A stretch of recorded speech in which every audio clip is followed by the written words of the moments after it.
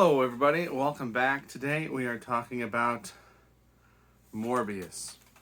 Now, Morbius is pretty cool. This hasn't been done before. Morbius is about a weak, fragile man that goes through some experimentation and gets a lot of, remarkable abilities. But not just that. It's also about a scientist who is so consumed by what he's doing that he tests his procedure on himself, even though it hasn't been properly tested yet, and then it doesn't go very well, and then he actually ends up hating the thing that he's become because it's causing such a problem.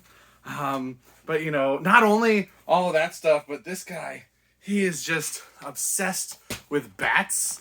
There's so many cool bat imagery in the movie because it's cool. He's obsessed with bats, and he's got these different bat abilities that he gets to use, including echolocation. So they do this really cool visualization of how radar vision would work. There's nothing new in this movie.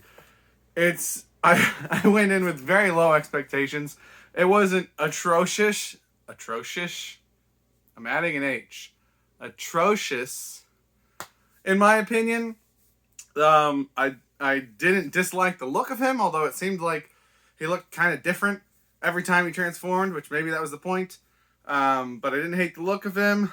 There were some shots that were pretty cool in some of the fight scenes, but it's just bleh. It's just bland. Nothing new here. We've seen all of this before. And maybe you're wondering, okay, but in the trailers they made it seem like it was going to tie into the MCU and other Spider-Mans and blah, blah, and oh, does it do? If the biggest question people have is about other movies, that means that this movie isn't very good. So I think I'm going to keep this one short and sweet. It was fine. Nothing new. Nothing we haven't seen before.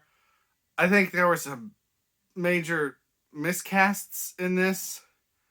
Matt Smith, not intimidating. And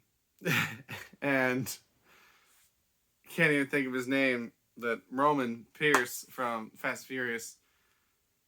Not really buying him as a federal agent, which, slight spoilers, goes nowhere. The whole movie, the FBI are after Michael Morbius, first of all, without any real evidence or cause. Then they arrest him with no cause, and they don't tell him what he's being arrested for.